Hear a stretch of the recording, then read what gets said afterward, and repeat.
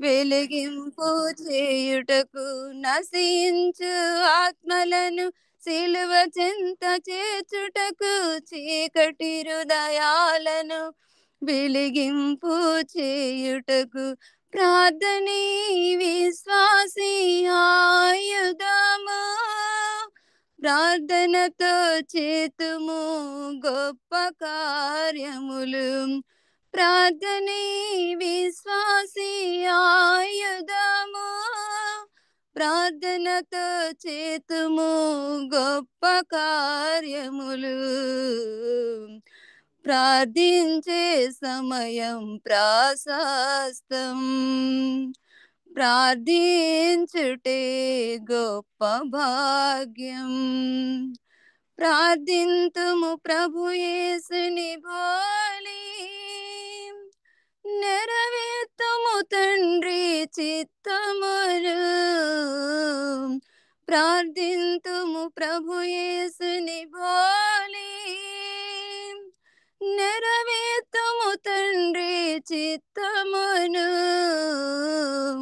ప్రార్థించే సమయం ప్రాశస్తం.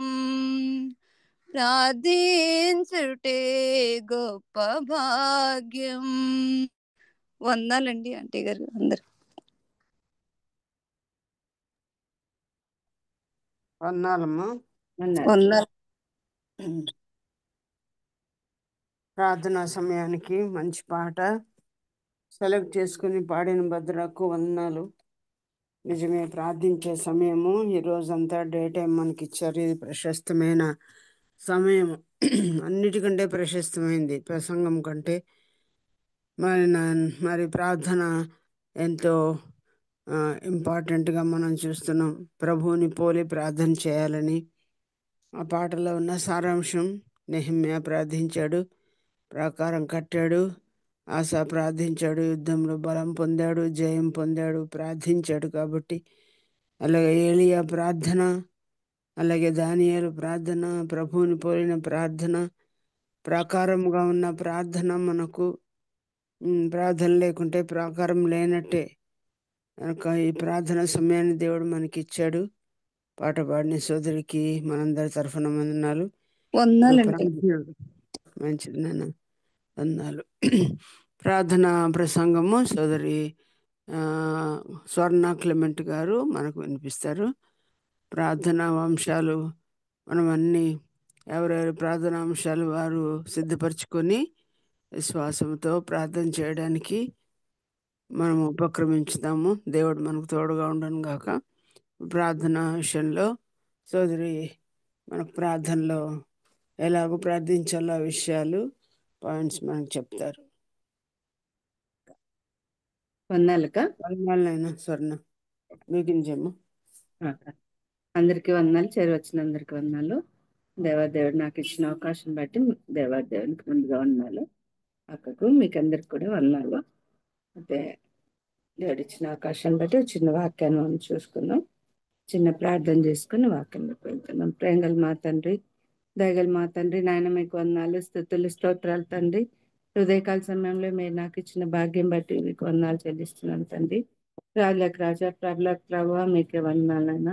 అల్పురాలైన నన్ను, అయోగ్యురాలైన నన్ను నిలవ పెట్టుకుని వాక్య సందేశం కొరకు సిద్ధపరిచానైనా. అక్క ద్వారా మాకు ఇచ్చిన అవకాశం బట్టి వందనాలు చెల్లిస్తున్నాం.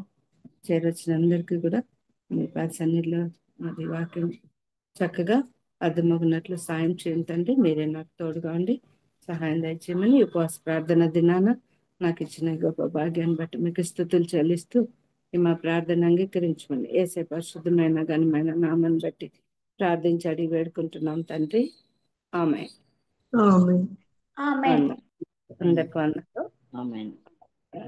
గలతీ 5:22 ఇది. దీంట్లో నేను ప్రార్థనకి ఉపవాస ప్రార్థనకి సహకారంగా ఇది నాని వాక్యాన్ని తీసుకున్నా. నేను గలతీ 5:22 అయితే ఆత్మ ఫలం ఏమనగా ప్రేమ, సంతోషము, సమాధానము, దీర్ఘశాంతము, దయాళుత్వము, మంచితనము, విశ్వాసము, సాత్వికము, ఆశ, నిగ్రహము. ఆత్మఫలం అంటే మనకి ఒకటే ఫలం అన్నమాట. ఇది ఏకవచనం. ఆత్మఫలము ఆత్మ ఫలమే అనాలి కానీ ఆత్మ ఫలములు అనకూడదు. గలతీ 5:22-23 వచనాల్లో మనకు ఈ ఆత్మ ఫలం మనకు కనిపిస్తుంది. The fruit of the spirit అంటే ఆత్మ ఫలాన్ని మనం ఏ విధంగా ఫలించవాలి అనేది దేవుడు మనకు నేర్పిస్తున్నాయి. ఈ 9 లక్షణాలు ఒకే ఫ్రూట్ గా మనం చూస్తున్నాం ఇక్కడ.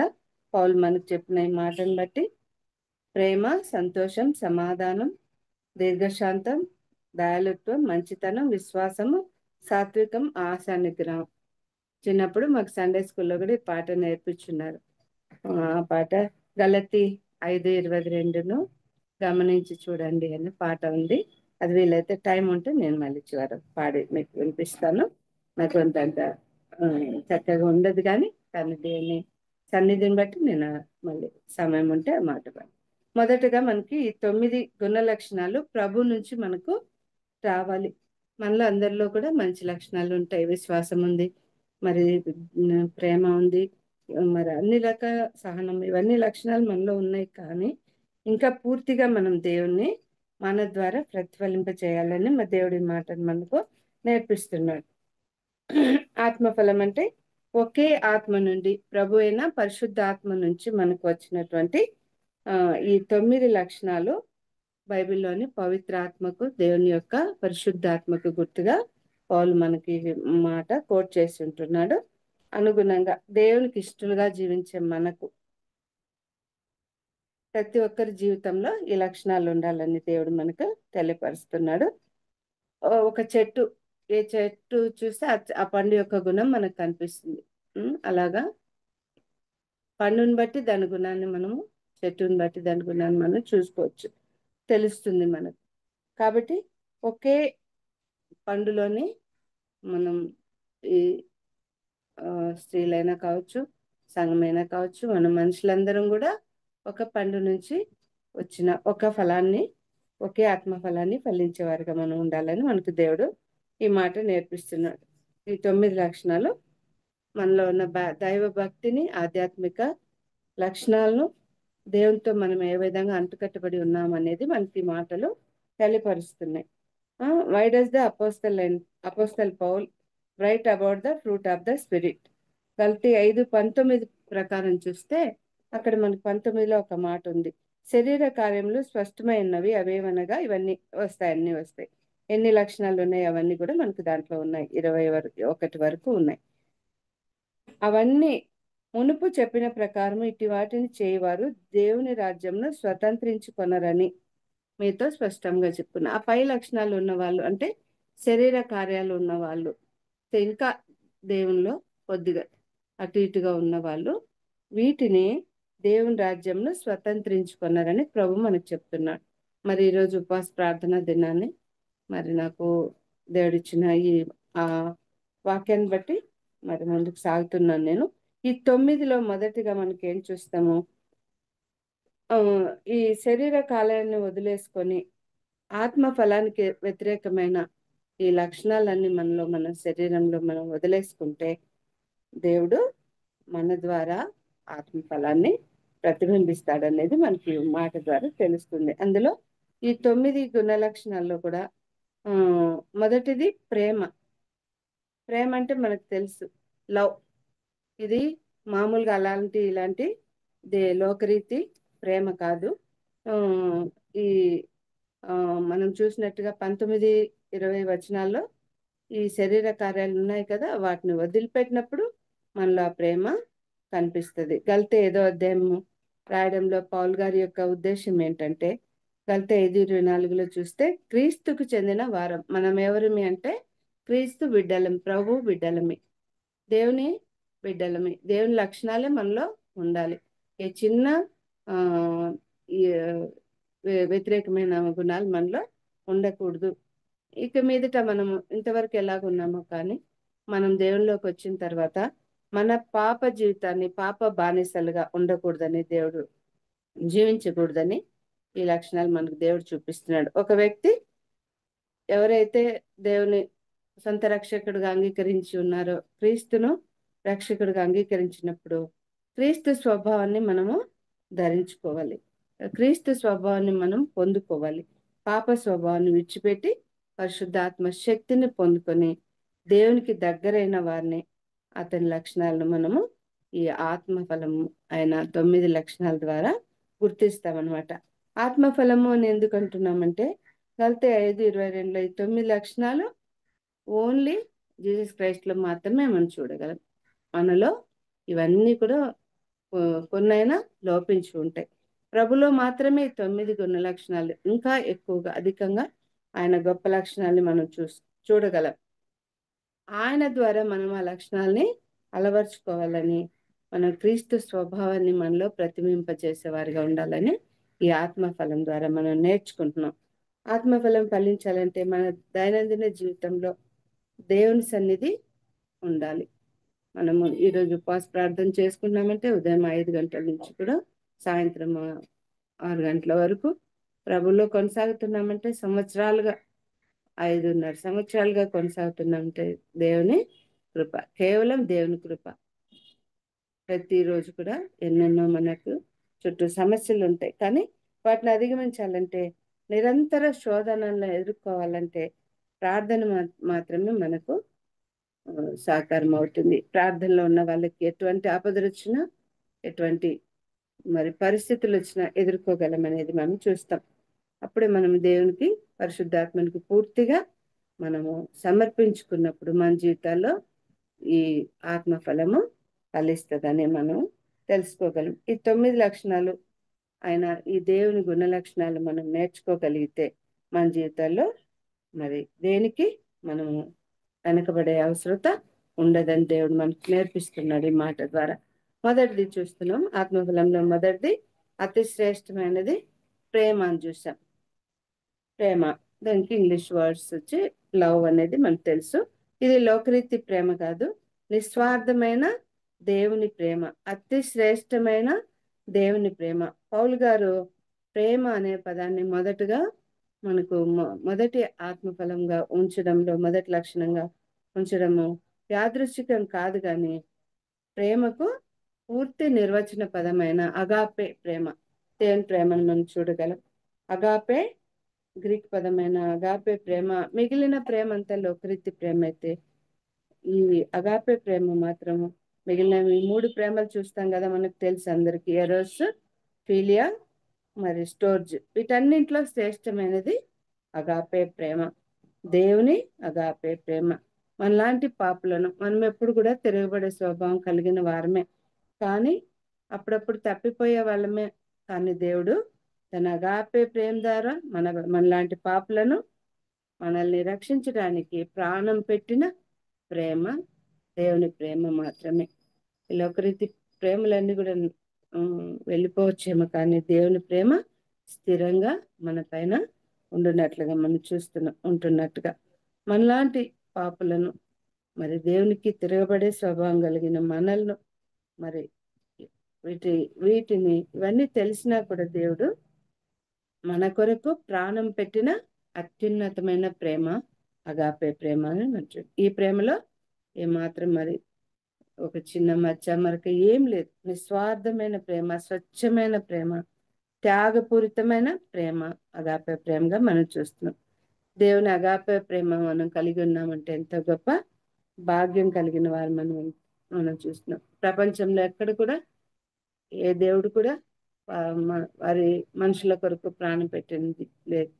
ప్రపంచంలో ఏకైక దేవుడు ఓన్లీ జీసస్ క్రైస్ట్ అని మనం చూస్తున్నాం. దేవుని అగాపే ప్రేమ, మన కొరకు రక్తం కార్చిన ప్రేమ, మన కొరకు హింసలు పడిన ప్రేమ, హింసలు పొందిన ప్రేమ.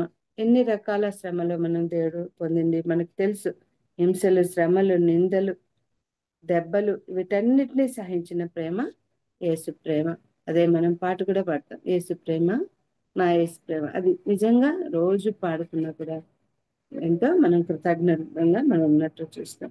శత్రువులను ప్రేమించిన ప్రేమ, శత్రువుల కొరకై కూడా ప్రాణం పెట్టిన ప్రేమ. మరి శిలువ శ్రవలు మనకు ప్రభు యొక్క ప్రేమను, మన కొరకు చేసిన త్యాగాన్ని స్పష్టంగా చూపిస్తూ ఉంటున్నాయి. అలాగే 1 కొరింథీ 13:4-7 చూస్తే ఆ అధ్యాయం అంతా కూడా మనకి ప్రేమ అనేది తెలుస్తుంది. ఒక 4-7 వరకు చూస్తే 13 అధ్యాయం అంతా ప్రేమ ఉంది, కానీ మనకు 4 నుంచి 7 వరకు ప్రేమ నిర్వచనం మనం చూస్తాం. ప్రేమ ఎలా అన్నిటినీ సహిస్తుంది అని చూస్తున్నాం. అదొక్క మాట చూసుకున్నాం.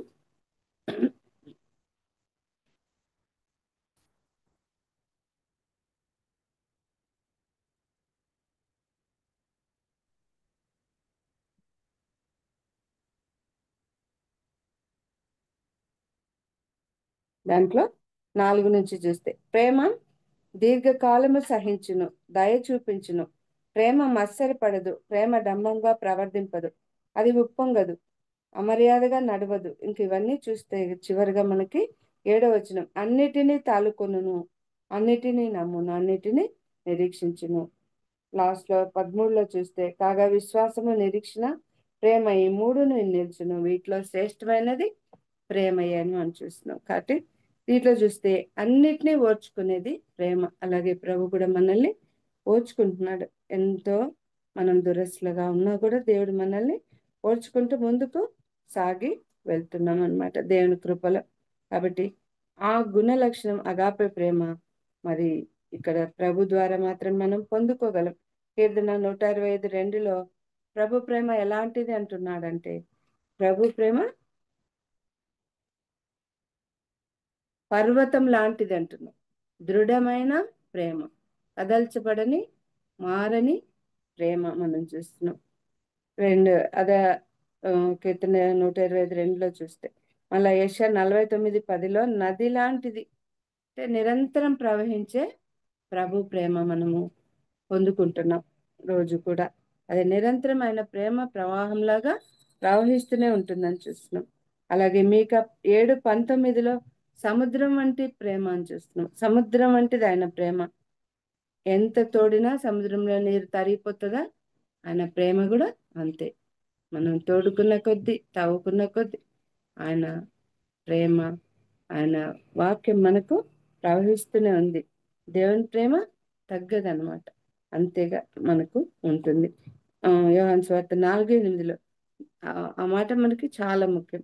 దేవుడు ప్రేమ స్వరూపి, ప్రేమ లేనివాడు దేవుని ఎరగడు అంటున్నాడు. మనం కూడా దేవుని గుణలక్షణమైన ఈ మొదటి లక్షణాన్ని మనం ప్రతిబింబిస్తే, మనలో చూపించగలిగితే, మరి పూర్తిగా 100% చూపించగలిగితే, మరి దేవుని ఎరిగిన వారు మన దేవుడు చెప్తున్నాడు. అలాగే 4:7-12 వరకు కూడా మనం చదువుకుంటే, యోహాను సువార్త 4:8లో మనం చూస్తే ఆ మాట మనకు కనిపిస్తుంది. 4:8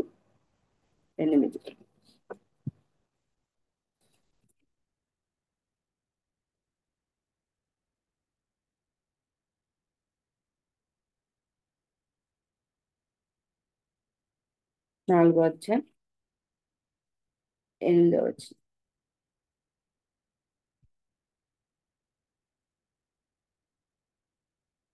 7 నుంచి కూడా, సమరయ స్త్రీ ఒకటి నీళ్ళు చేదుకుంటకు అక్కడికి రాగా, యేసు నాకు దానం కిమ్మని ఆమెను అడిగాను. ఈ సందర్భం మనకు అందరికీ తెలుసు.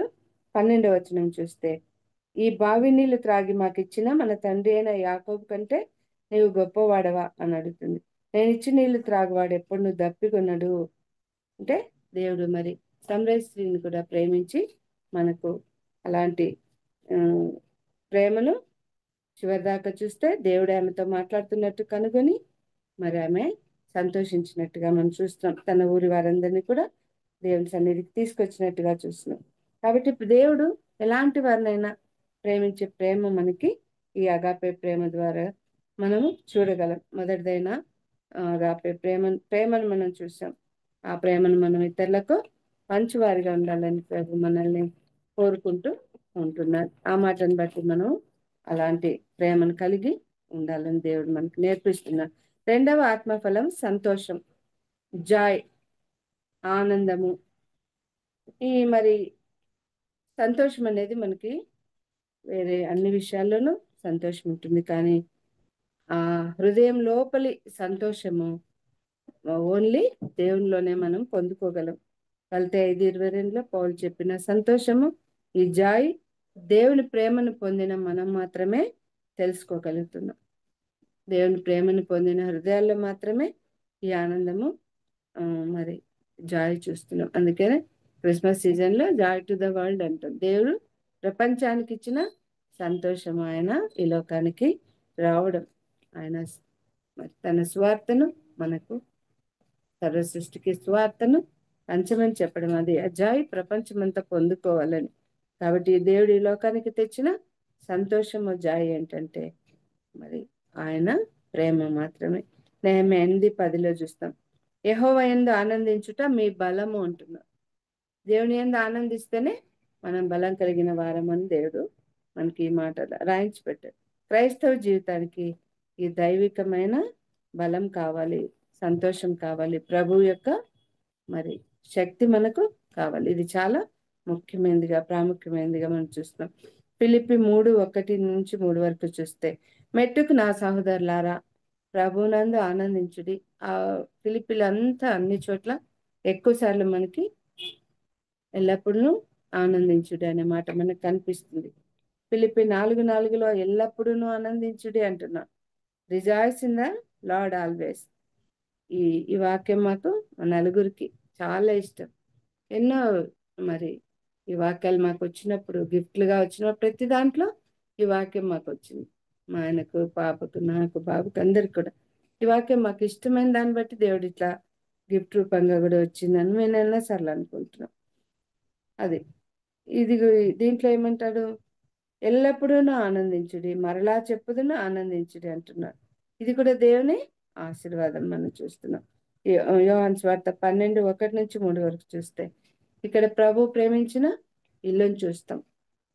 సంతోషం కలిగిన కుటుంబాన్ని చూస్తున్నాం. ఎవరంటే అక్కడ మార్తా, మరియా, లాజర్ల ఇల్లు. అక్కడ మరి ప్రభు వచ్చినప్పుడల్లా అక్కడ ఉండి ఆయనట సంతోషాన్ని నింపినట్టుగా మనం చూస్తున్నాం. వారి ఇంట ఏమున్నాయో మనకు తెలియదు, కానీ ఏది తక్కువ ఉందో తెలియదు, కానీ ప్రేమకు అలాగే సంతోషానికి ఏమాత్రం తక్కువ లేని స్థితి మనం చూస్తున్నాం. ప్రభు మన ఇంటి ఎందు ఉన్నాడంటే ఇంకా అంతకంటే గొప్ప భాగ్యం ఏమీ లేదు. ఆ సంతోషాన్ని మార్తా మరి లాజర్ చూశారు. మరి లాజర్ చనిపోయినప్పుడు కూడా ప్రభు మరి లాజర్ని బ్రతికించి ఆ కుటుంబాన్ని ఇంకా సంతోషంతో నింపినట్టుగా మనకి తెలుసు. అలాంటి ప్రేమ మనకి మరి సంతోషము కావాలి. కీర్తన 128:3 చూస్తున్నాం, ఫలించడి ఇల్లులాగా మనం ఉండాలి. మన బల్ల చుట్టూ ఒలీవ మొక్కల వల్లే మన పిల్లలు, మన కుటుంబం అలాగా ప్రభు ఉండాలని మనల్ని కోరుకుంటున్నాం. మనం ఇతరులకి ప్రభు యొక్క ప్రేమను పంచినప్పుడు, చూపించినప్పుడు మరి ఆ ప్రేమను వారు కూడా పొందుకోగలుగుతారు. మంచి సమరేట్, గుడ్ సమరేటన్ గురించి తెలుసు. అక్కడ కూడా మరి ఎంత సాయం చేశాడు అనేది మనకు తెలుసు. ఎవరు పట్టించుకోకపోయినా ఒక సమరేయుడు చక్కగా ప్రేమను చూపించినట్టుగా, సంతోషాన్ని చూపించినట్టుగా మనకి చూస్తున్నాం. మొదట మనకి ఫిలిప్పి 4:4 ఎక్కువగా మనం ఆ మాట చూస్తాం. ఎల్లప్పుడూ కష్టంలో, సుఖంలో, దుఃఖంలో, ప్రతి ఇంట పరిస్థితులు ఉంటాయి. వ్యతిరేకమైన పరిస్థితులు గుండా కూడా మనం వెళ్తున్నప్పుడు అప్పుడు కూడా దేవుని ప్రేమను, దేవుని యొక్క సన్నిధిని మనం పొందుకోగలే. అప్పుడే రెండవ ఆత్మఫలమైన సంతోషం మన జీవితాల్లో ఉంటుందని దేవుడు మనకు తెలియపరుస్తున్నాడు.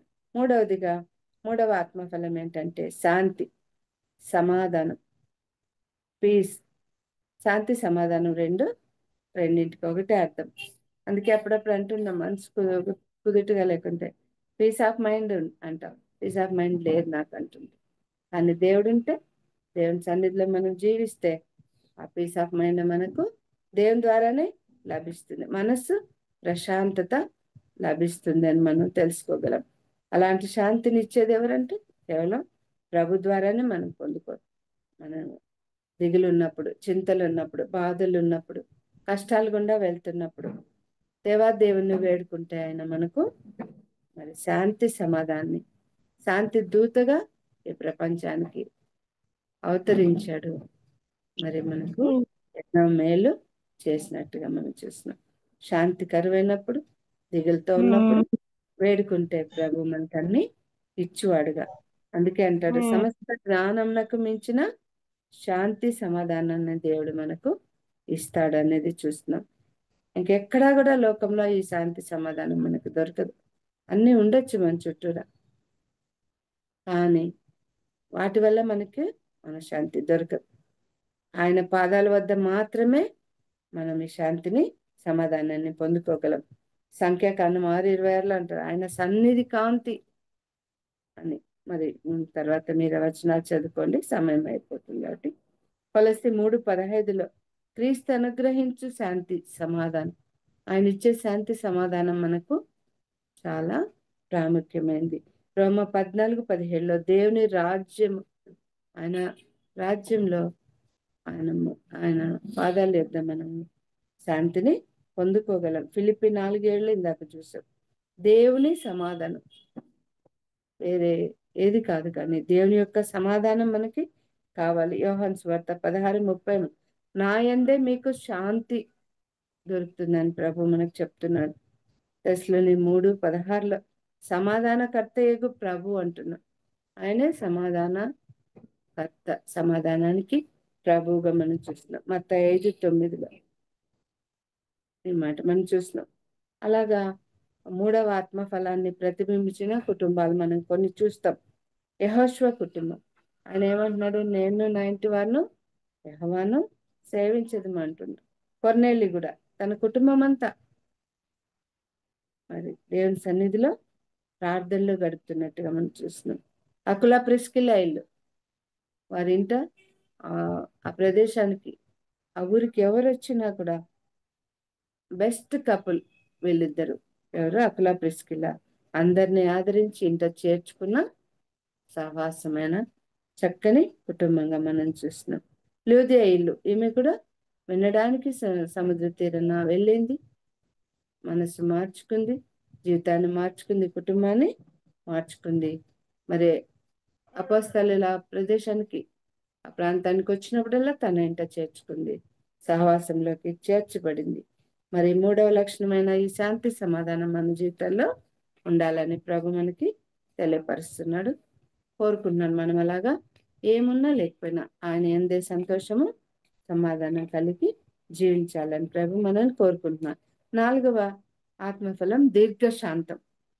పేషెన్స్ మనలో చాలా తక్కువగా ఉంటుంది. అన్నీ ఉన్నాయి ఓర్చుకుంటామంటాం, కానీ ఒక్కొక్కసారి ఓపిక సహనము లేకుండా ఉంటాయి. ఈ లక్షణం చాలా మందిలో మనకు కనిపించదు, బయట దేవుని బిడ్డల్లో ఉంటుంది, కానీ కొంత తక్కువగా మనకు ఉండొచ్చు అని నేను అనుకుంటున్నాను. ప్రభువు దీర్ఘశాంతం కలవాడు కాబట్టి ఆయన దీర్ఘశాంతాన్ని మనం కూడా ఇతరులకి చూపించగలగాలి. రోమ 9:24 దేవుని దీర్ఘశాంతం మనం కూడా కలిగి ఉండాలని ప్రభు మనకు మరి తెలియపరుస్తున్నాడు. ఆ మాట నేర్చుకోవాలి. ఏదైనా మనలో లోపం ఉంటే, తక్కువ ఉంటే నేర్చుకొని ముందుకు సాగాలని దేవుడు మరి నాశనానికి సిద్ధమైన మనల్ని, నాశన పాత్రలుగా ఉన్న మనల్ని ఆయన బహుదీర్ఘ శాంతం చూపించి సహించాడు, భరించాడు, మహిమనిచ్చాడు, కృపను ఇచ్చాడు. క్రీస్తు మహిమలోకి మనల్ని చేర్చుకుంటున్నాం. మత్తయి 18:15 ఇతరులతో సమాధాన పడాలి. మొదటగా మనకి వెంటనే వచ్చేది కోపం. ఆ కోపాన్ని మనం కంట్రోల్ చేసుకొని మరి దీర్ఘశాంతం కలిగి ఉండాలని ప్రభు చెప్తున్నాడు. ఇతరులతో వెంటనే సమాధాన పడాలి. మన కోపం కొద్దిసేపే ఉంచుకోవాలి. నీతిమంతుని విజ్ఞాపన మనపూర్వకమైనదే, బహు బలము గలదే ఉండును అంటున్నాం. మనం ఇతరులతో దేవుని గుణ లక్షణాన్ని చూపించేవారుగా ఉండాలి. యాకోబు 5:16 మీ పాపంలను ఒప్పుకొని ప్రార్థన చేయండి అంటున్నాం. ప్రార్థన మరి ఈ లక్షణాలన్నీ మనం ముందుకు తీసుకెళ్లాలని, నేర్పించే వారంగా ఉండాలని ప్రభు మనకి తెలియపరుస్తున్నాడు. మీ పాపాలను ఒప్పుకొని ప్రార్థన చేయండి, మన హృదయాన్ని ఆయన సన్నిధిన కుమ్మరించాలని ప్రభు చెప్తున్నాడు. మత్తయి సువార్త 5:23-24 నీ విరోధి వద్దకు వెళ్ళాలి. అక్కడ ఏమైనా మన ఎవరితోనా మరి ఏదైనా సమాధానంగా ఉంటే సమాధాన పడాలని మరి దేవుడు మనకి అది మన బాధ్యతగా చూపిస్తున్నాడు. ఎఫెసీ 4:20 కోపపడుడి కానీ పాపం చేయడు. కోపం చూపించవచ్చు కానీ అది కొంతకాలం మాత్రమే, కానీ దాన్ని ఒక పెద్ద పాపంగా మనము ముందుకు వెళ్ళకూడదని చెప్తున్నాడు. కొలస్సీ 3:12-13 క్రైస్తవులు ముఖ్యంగా, లోకమంతా ఎలా ఉన్నా పర్లేదు కానీ క్రైస్తవులైన మనము, దేవుని బిడ్డలైన మనము దీర్ఘశాంతము కలిగి ఉండాలని, ఒకరినొకరు సహిస్తూ భరిస్తూ దేవుని అనుసరించి వారే ఉండాలని ప్రభు మనకి నేర్పిస్తున్నారు. 1 తిమోతి 1:16 పౌలు క్రీస్తు ప్రభు గురించి చెప్తే ఏమంటున్నాడని, ప్రభుని గురించి దీర్ఘశాంతం కలవాడని మనకు చూపిస్తున్నాడు కదా. ప్రభు చూపిన సహనాన్ని మనం కూడా ఇతరులపై చూపిస్తూ క్రీస్తు కృపను మనం పొందాలి, వారికి కూడా పొందింపజేసేవారుగా ఉండాలని, 4వ ఫలమైన దీర్ఘశాంతాన్ని మనం పొందాలి, పొందింపచేయాలని మరి ప్రభువు పౌలు ద్వారా మనకు నేర్పిస్తున్నారు. 5వ ఆత్మఫలం ఏమిటంటే దయ, గ్రేస్, మెర్సీ అంటాం. కైండ్నెస్, దయాళుత్వము, ఇన్ని ఉన్నాయి పదాలు. కొలస్సీ 3:12-13 ప్రకారం చూస్తే దేవుని చేత ఏర్పరచబడిన మనం ఎలా ఉండాలో ఈ మాట మనకు నేర్పిస్తుంది. ఎట్లా జీవించాలో, దేవుని బిడ్డలుగా మనం ఎలా ఉండాలో ఈ మాట మనకు, ఎంత దయ కలిగి ఉండాలో, దేవుని దయను మనం చూపించాలో మనకి నేర్పిస్తుంది. అలాగే కీర్తన 103:8 ప్రభు దయగల వాడు కాబట్టి ఆయన దయ మన మీద ప్రసరిస్తుంది, ఆయన ప్రవహింపు చేస్తున్నాడు. ఆ దయను మనం కూడా ఇతరుల పట్ల చూపాలి. మత్తయి సువార్త 5:7 కనికరం గల వారు ధన్యులు, వారు కనికరం పొందుదురు. మనం ఇతరుల మీద దయను చూపిస్తే మనం కూడా దయ పొందుతామని, మనకు దేవుడు కనికరం పొందుతామని ఆ మాట ద్వారా తెలియపరుస్తున్నాడు దేవుడు. కీర్తనలు 119:68 దయాళుడవై ఉన్నావు, మేలు చేస్తున్నావు అని ఉంది. దేవుడు మనకు దయాళుడుగా ఉంటూ ఎన్నో మేలులు చేస్తున్నాడు. ఎఫెసీ 4:32 ఒకరినొకరు క్షమించుడి, ప్రభు మిమ్మల్ని క్షమించిన ప్రకారం మీరు కూడా ఇతరులను క్షమించుడి, శత్రువులను ప్రేమించుడి అని చెప్తున్నాడు. ప్రభు నేర్పిన పరలోక ప్రార్థనలో కూడా ఈ మాట మనము అది చూడగలం. ఎఫెసీ 2:8-9 వరకు చూస్తే కృపచేతనే మనం ఆయన కృప వెంబడి కృపచేతనే మనం రక్షింపబడి ఉన్నాం. అది దేవుని యొక్క గొప్ప వరంగా మనం చూస్తున్నాం. అప్పుడే మనము షైన్ అవ్వగలమని మనం చూస్తున్నాం.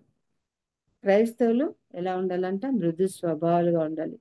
వాళ్ళ మాట తీరు చాలా చక్కగా చల్లని మాటలుగా ఉండాలని చెప్తున్నాడు. మృదువైనదిగా ఉండాలని దేవుడు చెప్తున్నాడు. దయా కరుణ గల వారుగా మనం ఉండాలి అని చెప్తున్నాడు. ఇవన్నీ మనలో ఉన్నాయి, కానీ ఇంకా ఎక్కువగా మనం పెంపొందించుకోవాలని దేవుడు చెప్తున్నాడు.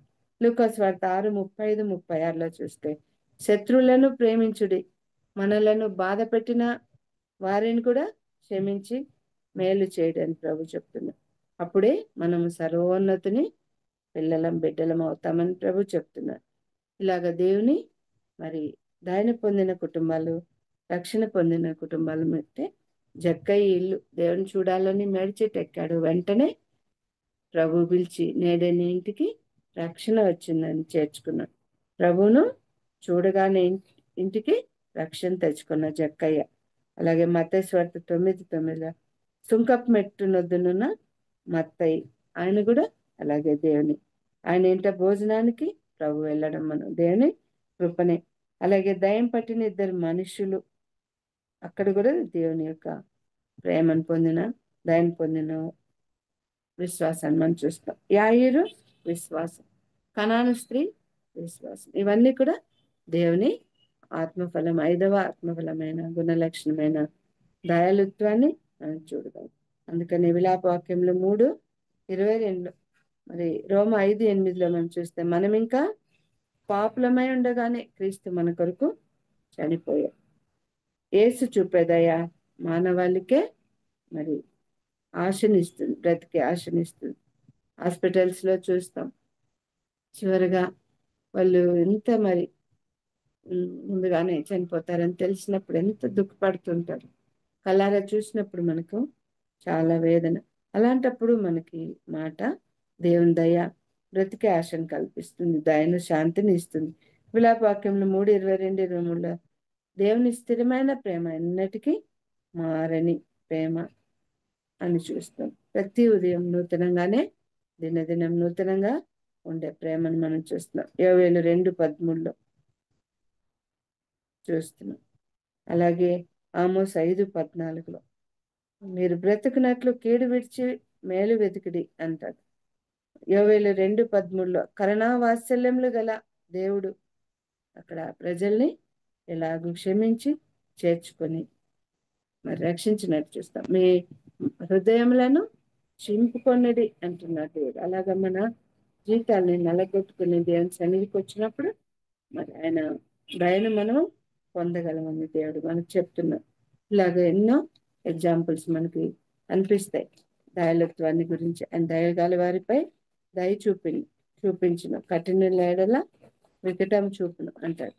అట్లాగా దయను మరి 6వ ఆత్మఫలము మంచితనం, గుడ్నెస్, స్వచ్ఛమైన హృదయం అంటాడు దేవుడు.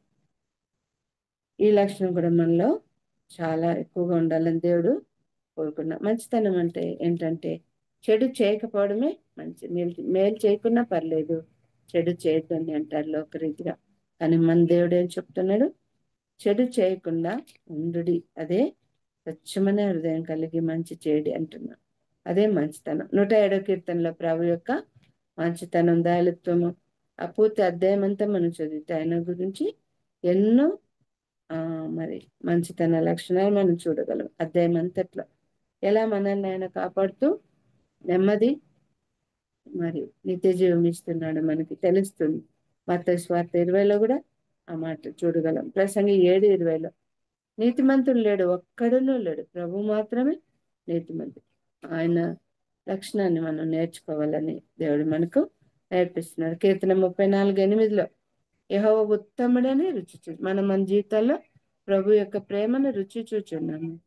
ఇతరులకు కూడా ఆ ప్రేమను పంచేవారిగా, తెలియపరిచేవారిగా ఉండాలని, ఒక సాధనంగా మనం ఉండాలని ప్రభు మనం కోరుకుంటున్నాడు. నిర్గమకాండం 33:19-20 వరకు అదే ఉంది. 1వ దినవృత్తాంతం 16:34 ఉంది. మార్కు 10:18 ఉంది. ఇలా చాలా ఉన్నాయి రెఫరెన్సెస్. సమయం తక్కువ ఉంది కనుక ముందుకు వెళ్ళిపోతాను. రోమా 7:18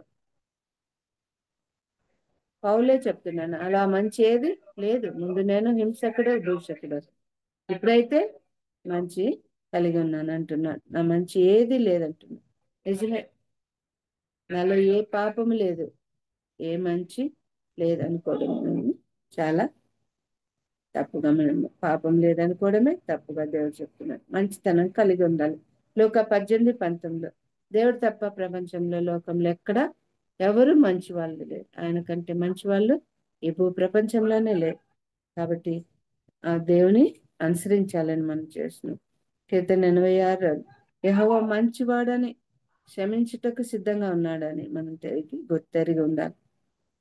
3 యోహాను 11 మంచి వాళ్ళని అనుసరించాలి. బైబిల్ గ్రంథంలో ఎంతోమంది మంచి వ్యక్తులు మనకు కనిపిస్తారు, వారిని మనం అనుసరించాలని ప్రభు మనకి తెలియపరుస్తున్నాడు. సామెతలు 2:9 మంచు చేయుటకు ప్రభు మార్గం చూపుతాడని మనకు తెలియపరుస్తుంది. తీతు 2:5 యవన స్త్రీలు ఎలా ఉండాలో, భర్తకు లోబడి ఇంట ఎలా జీవించాలో మనకి యవన స్త్రీలకు దేవుడు ఈ మాట రాయించాడు. ఇంట పని చేసుకుంటూ మంచి వారే ఉండాలని, మంచి ఉపదేశకులే ఉండాలని ప్రభు మనల్ని కోరుకుంటున్నాడు.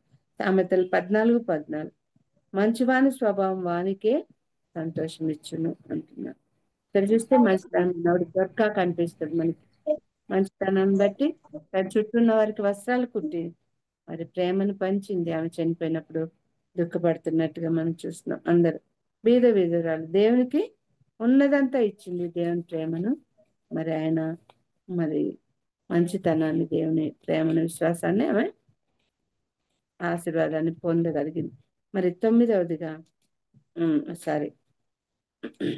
7వదిగా విశ్వాసం అని చూస్తున్నాం.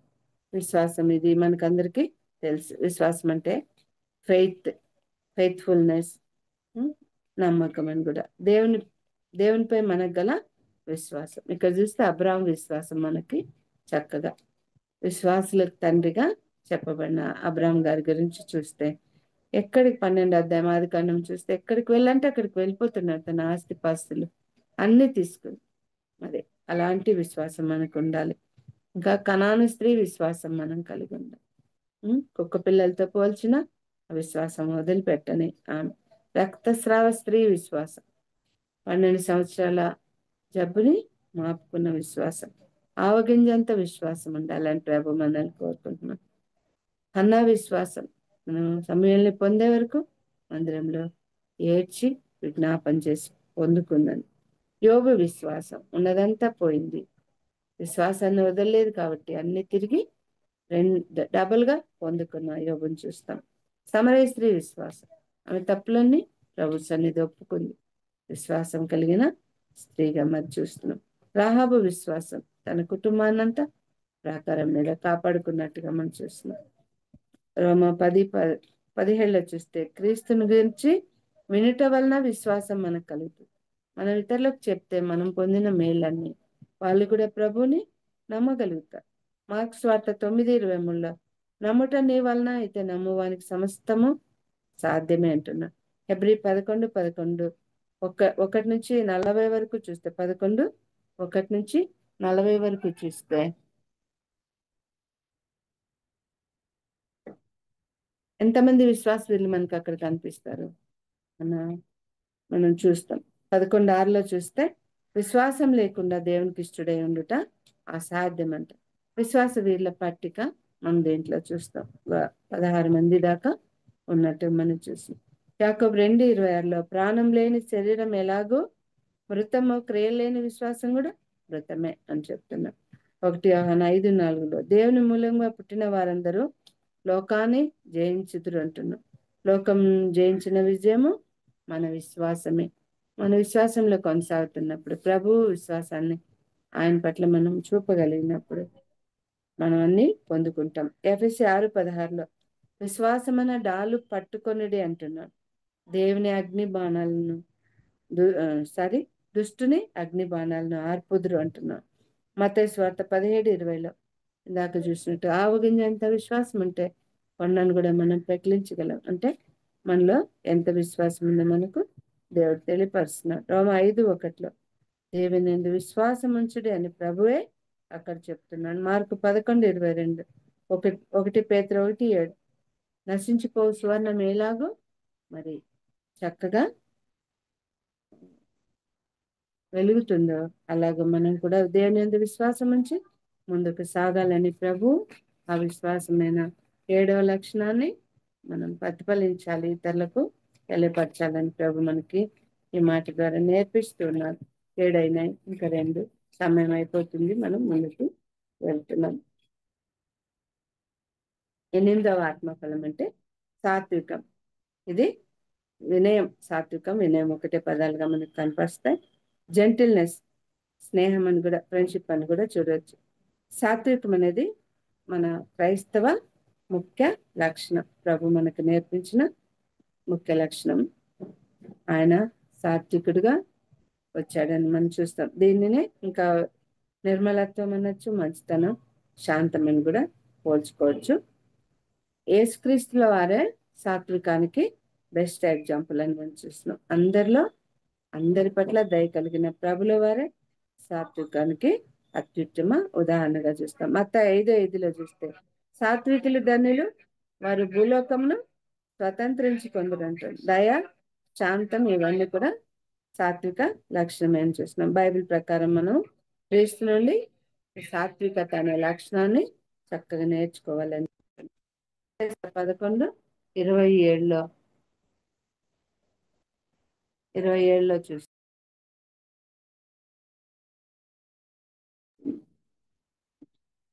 5:5 సారీ బైబిల్ ప్రకారం మనము నేర్చుకోవాలి. మత్తయి సువార్త 11:27 ఆయన కాడి ఎత్తుకొని ఆయన కాడి మోసుకుంటూ ఆ సాత్వికను దీనత్వాన్ని మనం నేర్చుకోవాలని దేవుడు మనకు నేర్పిస్తున్నాడు.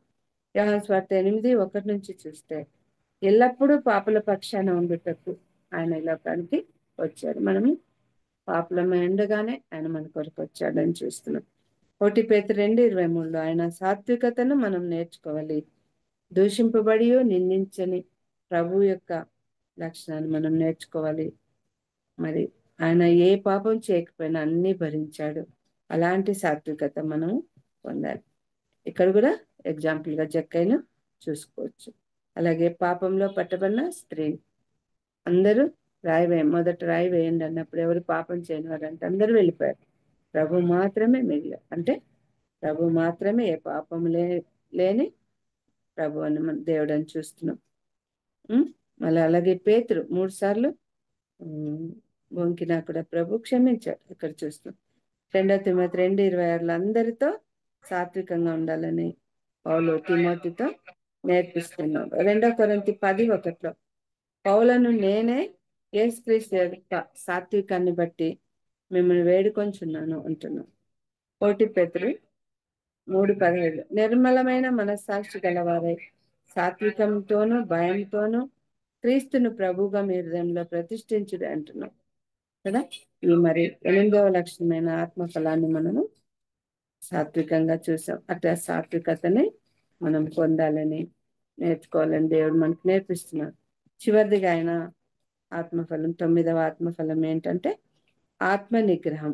దీన్నే ఆశా నిగ్రహం అంటారు, సెల్ఫ్ కంట్రోల్ అంటారు. కోరికలను నియంత్రించుకోవడం, స్వీయ నియంత్రణ అని కూడా అంటాం. పరిశుద్ధాత్మ ఫలంలో చివరి గుణం ఇది, ఆత్మ ఫలం అయిన ఆత్మ నిగ్రహం. దేవుడికి మహిమ తెచ్చేలా మనం జీవించాలని దేవుడు మనకు నేర్పిస్తున్నాడు. స్వీయ నియంత్రణ లేకపోతే, సెల్ఫ్ కంట్రోల్ లేకపోతే మనిషి తన కోరికలను లోకాశలకు లోబడి బానిస అయ్యే ప్రమాదం ఉంది. కాబట్టి దేవుని లక్షణమైన సెల్ఫ్ కంట్రోల్ మనం కలిగి ఉండాలి. దీన్ని కంట్రోల్ చేసుకునే శక్తి కూడా పరిశుద్ధాత్మ మనకి ఇస్తాడు. సెల్ఫ్ కంట్రోల్ లేకపోతే అన్నిట్లో మనం బలహీనలం అవుతామని దేవుడు నేర్పిస్తున్నాడు. వాటిని ఎదుర్కోవడానికి దేవుడు మరి మనకు దేవుని యొక్క శక్తి బలం కావాలి అని నేర్పిస్తున్నాడు. పాపాలను కంట్రోల్ చేసుకోవడానికి తోడ్పడుతుంది. సామెతలు 25:22 ఆత్మ నియంత్రణ లేని వారు గోడ లేని పట్టణంగా మనం చూస్తున్నాం. అలాగే దావీదు ఎగ్జాంపుల్ గా చూస్తే దావీదు బత్షెబతో చేసిన తప్పు, అది సెల్ఫ్ కంట్రోల్ లేకుండా మరి ఎప్పుడు కూడా ఆయన తప్పు చేసినట్టుగా తెలియదు. యోనాతాను కూడా తేనె కరకొనతో ముంచి తినడం, అది కూడా సెల్ఫ్ కంట్రోల్ లేకపోవడం. సంసోను కూడా ఆయన పొందిన శాపం, ఇలాంటి స్థితిలో ఉన్న బలవంతుడు ఎలాంటి స్థితికి వచ్చాడు అనేది అది కూడా మరి లోకాశల ప్రభావమే, సెల్ఫ్ కంట్రోల్ లేకపోవడం. లూకాసు వార్త 15లో మనం ముఖ్యంగా ఇది బెస్ట్ ఎగ్జాంపుల్ చెప్పచ్చు. తప్పిపోయిన కుమారుని కథ. మరి ఎన్ని పరిస్థితులు గుండా వెళ్ళాడు, తిరిగి తండ్రి ఇంటికి చేర్చబడ్డాడు.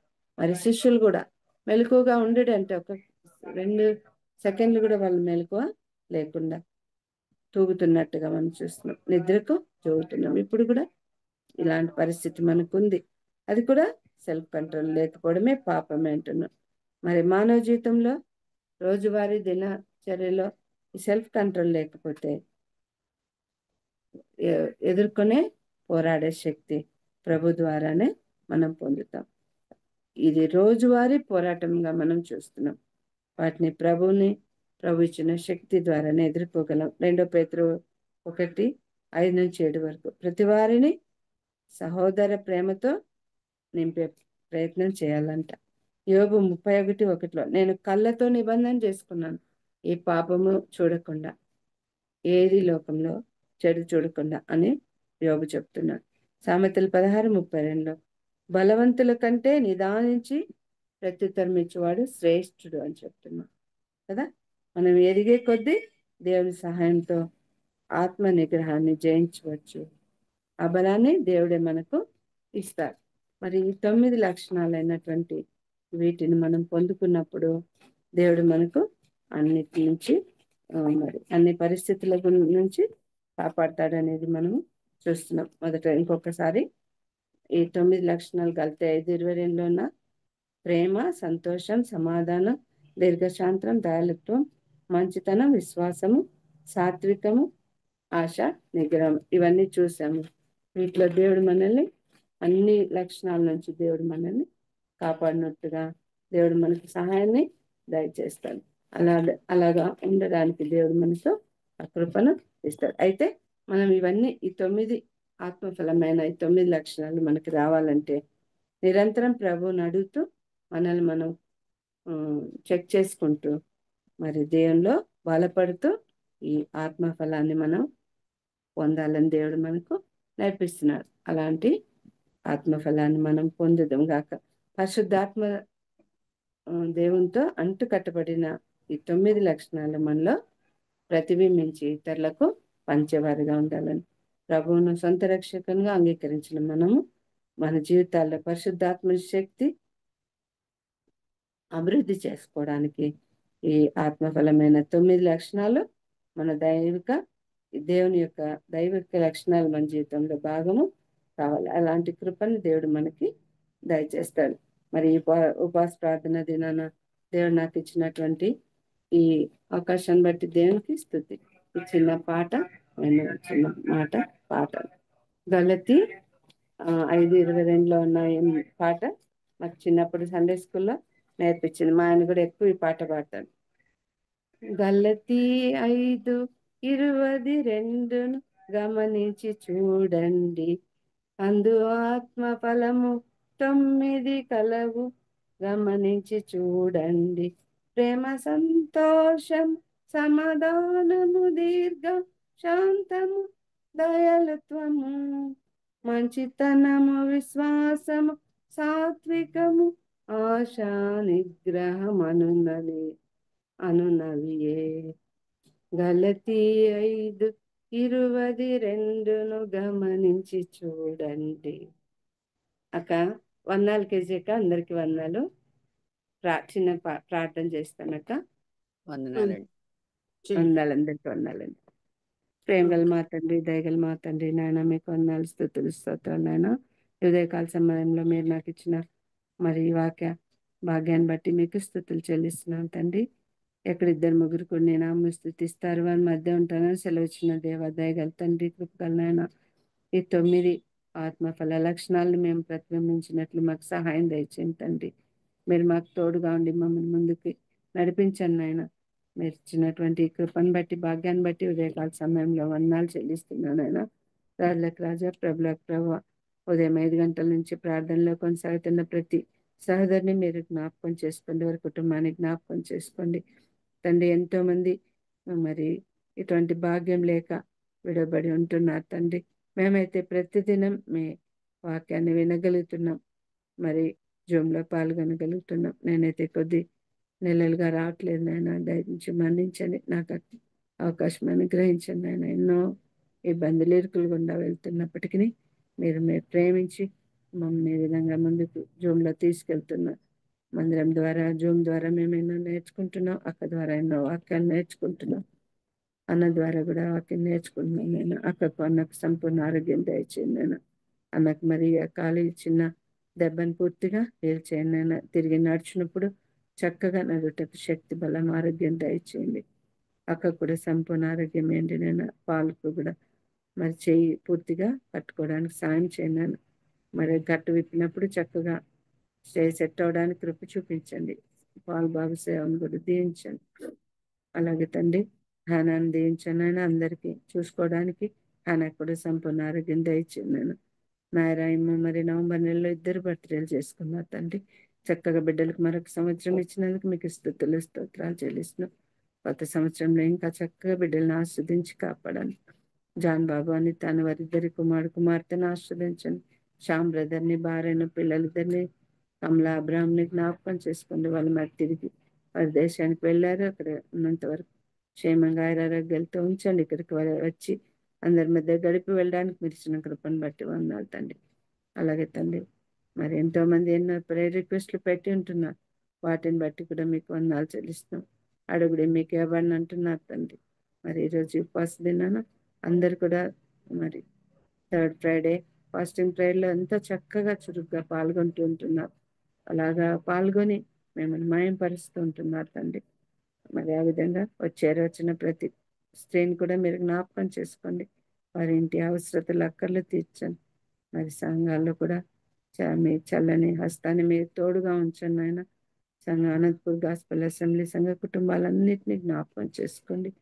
జూమ్లో చేరొచ్చిన ప్రతి సహోదరి కుటుంబాలని, వారి సంఘాలని దీవించి ఆస్వాదించండి ఆయన. ఎంతో మంది ఈ లోకం వదిలి వెళ్తున్నారు ఆయన. గొప్ప సేవకులు, గొప్ప గొప్ప మరి పాస్టర్లు వెళ్తున్నారు, మీ సన్నిధికి వస్తున్నారు. మరి మేము ఉన్నంత వరకు మేము సర్చ్ చేసుకుంటూ ఈ 9 లక్షణాలు మేము ఇతరులకు చూపించేవారుగా ఉండటకు సహాయం దయచేయండి. ఈరోజు మీరు ఇచ్చిన ఈ వాక్యం బట్టి మీకు వందనాలు తండ్రి. మరి మా కుటుంబాన్ని కూడా మీరు దీవించండి. నా కుమార్తెను దీవించండి. మరి నాకు తోడుగా ఉన్న నా చెల్లెలు ఇద్దరిని సాయలను శశిని కూడా దీవించండి. మా పెద్ద చెల్లి చిన్న చెల్లి కుటుంబాన్ని కూడా దీవించండి. మీరు మా కుటుంబాలకు ఎంతో తోడుగా ఉంటూ మా కష్టాలు గుండా వెళ్తున్నప్పటికీ నా ఆదరణ ఇస్తున్నారు తండ్రి. అందరిని బట్టి వందనాలు చెల్లిస్తున్నాం. ఈరోజు జూమ్లో ఈ ఆశతో అయితే ఈ సహోదరి వచ్చి ప్రార్థించబోతుందో ప్రార్థించిన అందరిని బట్టి స్తుతులు చెల్లిస్తున్నాం నాయన. ప్రార్థించబోవు బిడ్డల్ని కూడా మీరు జ్ఞాపకం చేసుకోండి. జూమ్కి మీరే ఆద్యంతంగా ఉండండి తండ్రి. జూమ్లో తోడుగా ఉండి మరి సాయంత్రం వరకు ఏ ఆటంకం లేకుండా టెక్నికల్గా ఏమి ఇబ్బంది రాకుండా కాచి కాపాడి ప్రతి నెల ఈ విధంగా మీ సన్నిధిలో చేయడానికి మీరు ఇచ్చిన కృపను బట్టి భాగ్యాన్ని బట్టి మీకు వందనాలు చెల్లిస్తున్నాను తండ్రి. దేవా హృదయంలో మీరు నాకు ఇచ్చినటువంటి ఈ భాగ్యాన్ని బట్టి కూడా మీకు మరొకసారి వందనాలు చెల్లిస్తున్నాను. వేగల దేవ కృపగల మా తండ్రి, ప్రార్థనకు సహాయకరంగా మరి మీరు ఇచ్చిన మీ వాక్యాన్ని బట్టి కూడా మీకు వందనాలు. మరి ఇంకొకసారి అందరూ చేరవచ్చిన ఇప్పుడు ఎవరెవరైతే చేరి ఉంటున్నారో వారందరిని బట్టి కూడా మీ పాదాలు ఎద్దుకు వస్తున్నాం తండ్రి. వారందరినీ మీ పాద సన్నిధినే పెడుతున్నాం. మమ్మల్ని అందరినీ మీ కృపా కటాక్షాలను ఉంచుకొని లోకంలో మేము చక్కగా జీవించు కృపను అనుగ్రహించున్నాను. అన్నిటిని ఎదుర్కొనే శక్తిని దయచండి. యుద్ధాల వల్ల మరి మరి ఇండియాలో ఉన్నటువంటి వ్యతిరేక లక్షణాల వల్ల ఎంతోమంది గవర్నమెంట్ ద్వారా అయితేనేమి అన్ని సేనల ద్వారా మాకు ఎంతో ఆటంకాలు ఉన్నాయి నాన్న. స్వార్థ పరిచర్యకు సేవకులకు ఎంతో ఆటంకంగా ఉంది. ఎంతో అవమానాలు పడుతున్నారు. వాటన్నిటి నుంచి మనం కాపాడండి తండ్రి. యుద్ధాలు జరుగుతూనే ఉన్నాయి తండ్రి. యుద్ధాలను కూడా ఆపండి. ఎన్నో నష్టాలు మరి అలాగే నైజీరియా వైపు చూడండి తండ్రి.